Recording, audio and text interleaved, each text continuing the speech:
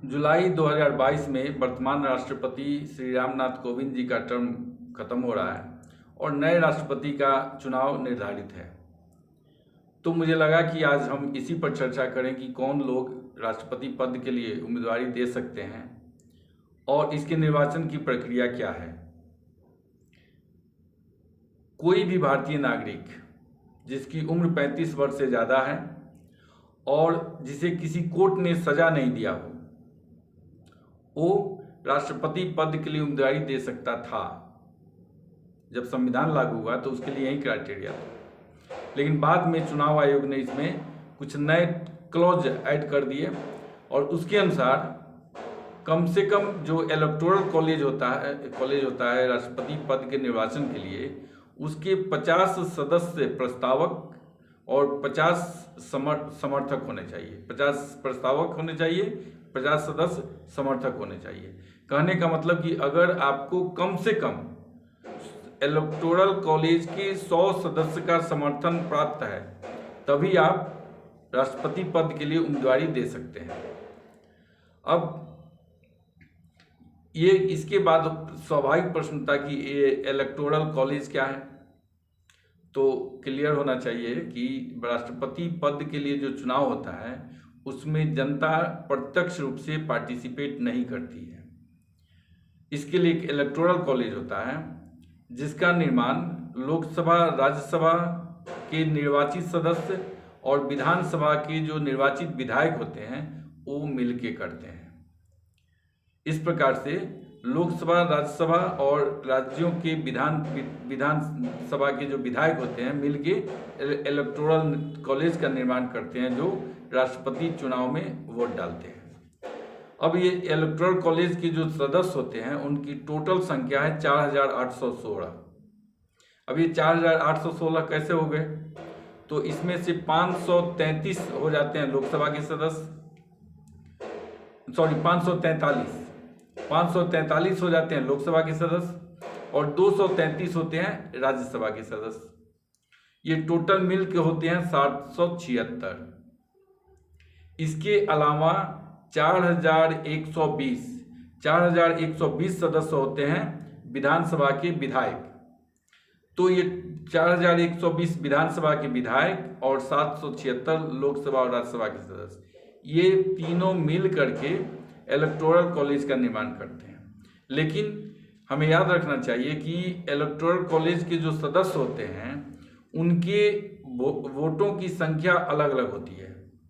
जैसे राज्यसभा और लोकसभा के जो सदस्य होते हैं उनके एक वोट की जो कीमत होती है, उसकी कीमत मतलब संख्या होती है, वो 708 होती है। लेकिन राज्य के जो विधायक होते हैं उनके वोटों की संख्या जो होती है वो राज्य अनुसार अलग अलग होती है।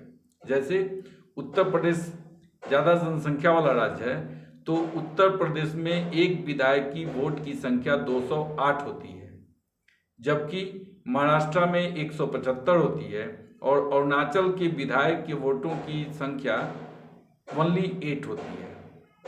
ऐसा इसलिए है कि अरुणाचल की जनसंख्या कम है और यूपी की जनसंख्या अधिक है। अब एक्चुअली ये कैसे निकाला जाता है तो ये भी हम जान लेते हैं।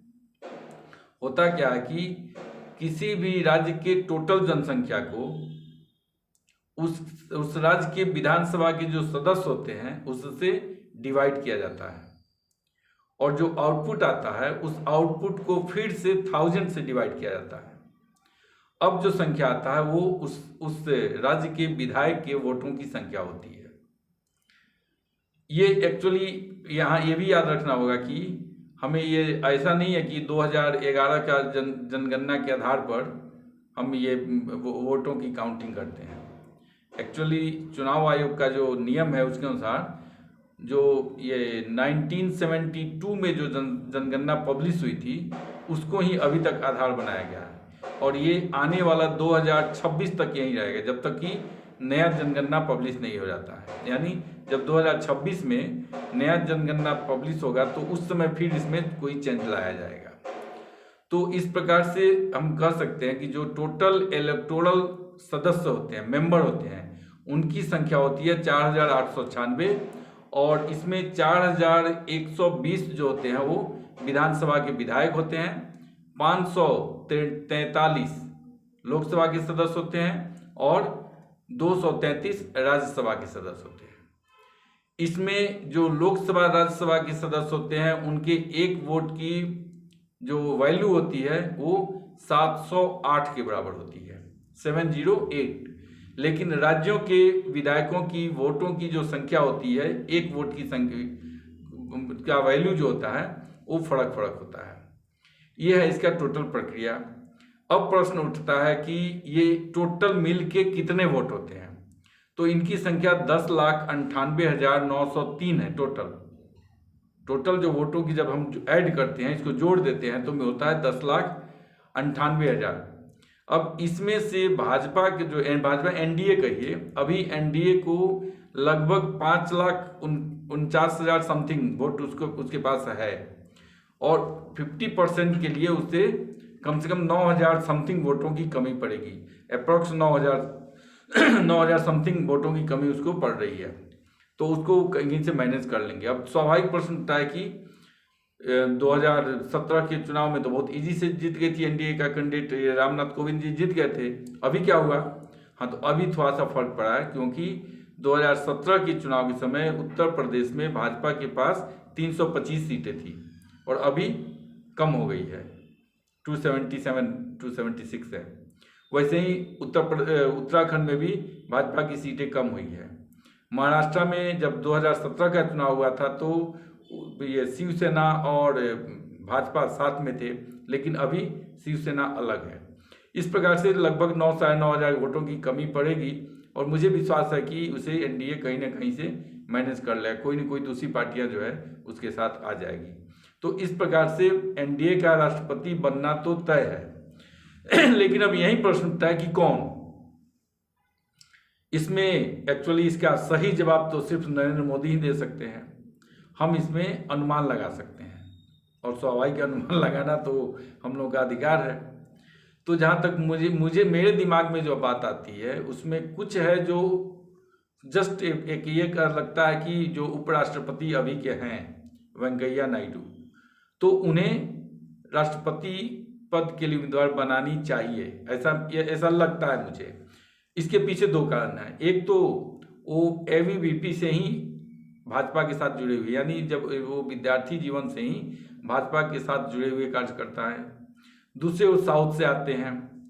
तीसरा उनका जो राज्यसभा और एज ए उपराष्ट्रपति जो उनका जो कार्यकाल रहा है उसे भी हम बहुत ही सफल कार्यकाल कह सकते हैं।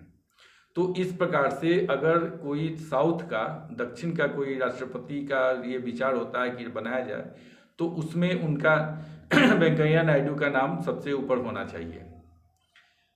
लेकिन मेरी अपनी इच्छा है कि अगर मोदी जी तक मेरी बात पहुंच जाए, अगर ये जस्ट एक होता है ना दीवा स्वप्न वही, तो इसमें आरिफ मोहम्मद खान जो अभी केरला के राज्यपाल हैं, उन्हें अगर राष्ट्रपति बनाया जाता है तो मेरे हिसाब से भाजपा और राष्ट्र जो के लिए अच्छा होगा। इसके पीछे मेरा जो तर्क है वो ये है कि एक तो वो मुस्लिम समुदाय से आते हैं, तो ये जो मुसलमानों का ये जो लगा हुआ है कि भारत में मुसलमानों पर बहुत अत्याचार हो रहा है, तो संसार को ये मैसेज भी दिया जा सकता है कि इसी भारत में आरिफ मोहम्मद खान जैसे राष्ट्रवादी मुसलमान भी हैं जो भारत के राष्ट्रपति भी बन सकते हैं। सभी मुसलमान वो असदुद्दीन ओवैसी और अकबरुद्दीन ओवैसी नहीं है, सभी तौकीर राजा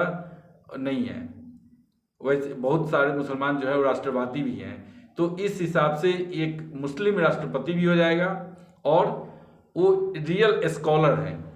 आरिफ मोहम्मद खान के विचार से आप सहमत हो या नहीं सहमत हो, लेकिन वो एक विद्वान आदमी है, इसमें तो हमें नहीं लगता कि किसी को शंका होगी। तो ऐसे में मेरा अपना अनुमान था कि आरिफ मोहम्मद खान और वेंकैया नायडू में से कोई एक राष्ट्रपति बनता है तो मुझे अपने हिसाब से मुझे खुशी होगी।